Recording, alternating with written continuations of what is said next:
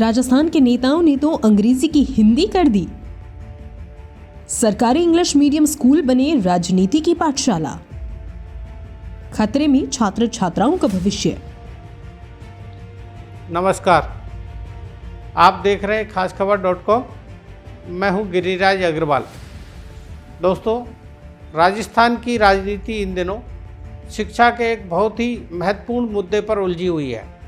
आपने देखा होगा कि सरकारी इंग्लिश मीडियम स्कूलों को लेकर कांग्रेस और भाजपा के नेताओं के बीच पिछले कई दिनों से आरोप और प्रत्यारोपों का दौर जारी है।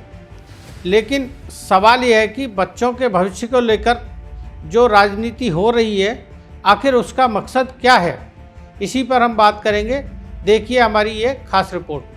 भजनलाल सरकार के जरिए इंग्लिश मीडियम स्कूलों को बंद करने या उन्हें सुधारने की योजना पर कांग्रेस ने तीखा हमला बोला है। पूर्व मुख्यमंत्री अशोक गहलोत ने भाजपा सरकार पर निजी स्कूलों के दबाव में काम करने का आरोप लगाया है।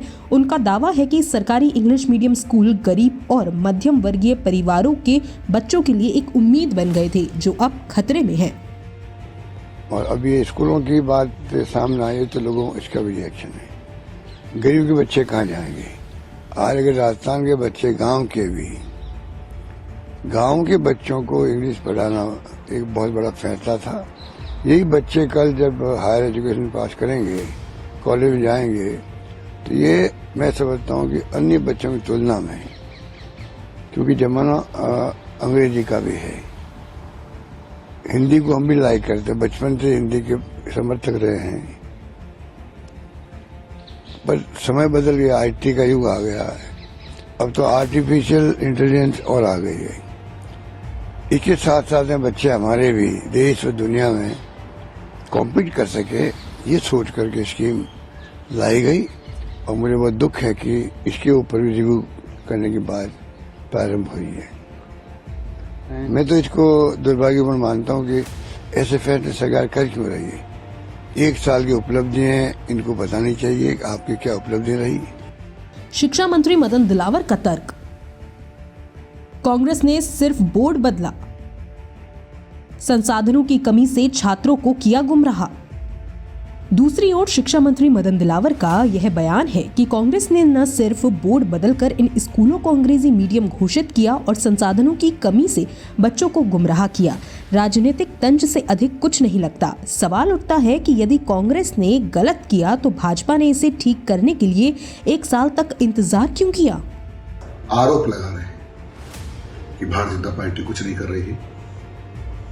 भारतीय जनता पार्टी अंग्रेजी स्कूल को बंद करना चाहती है। आप बताइए डोडासरा जी, आपने क्या अंग्रेजी स्कूल खोले थे?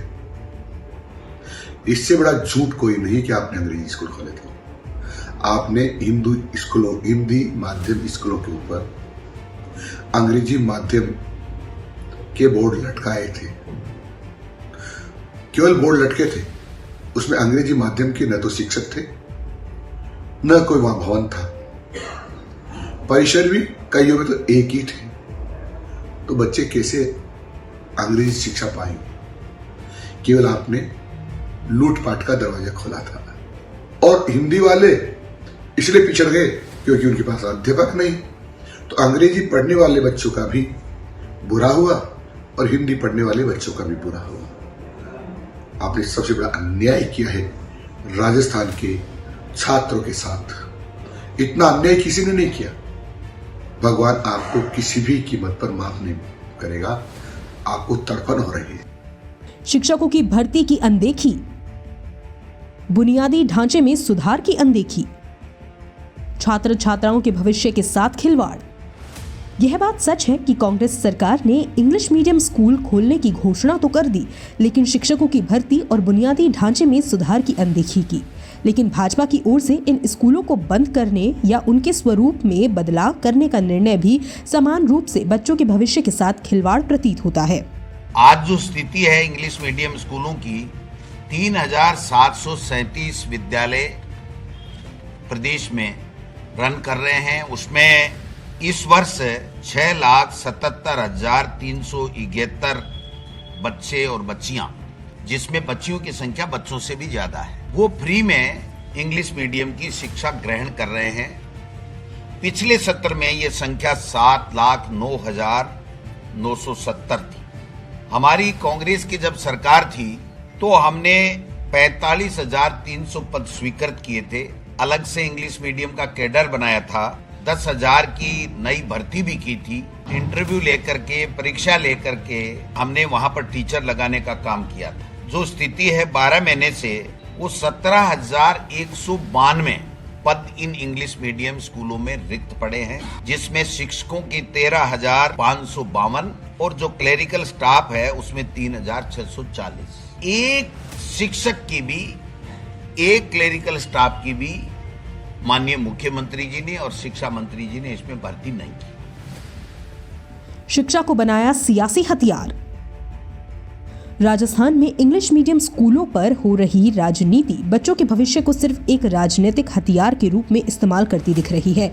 चाहे वह कांग्रेस हो या भाजपा, दोनों ही पार्टियां शिक्षा के मुद्दे पर नीतिगत स्पष्टता और स्थायित्व लाने में असफल रही है।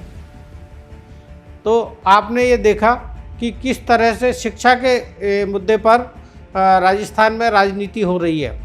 अब सवाल यह है कि क्या सत्ताधारी और विपक्षी नेता अपने राजनीतिक स्वार्थों से ऊपर उठकर शिक्षा के इस संवेदनशील मुद्दे को कभी गंभीरता से लेंगे, या फिर बच्चों के भविष्य को इसी तरह राजनीति की पाठशाला में बलि चढ़ाया जाता रहेगा।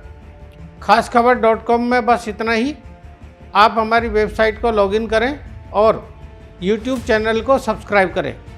गूगल प्ले स्टोर से हमारी ऐप को डाउनलोड करना ना भूलें। धन्यवाद।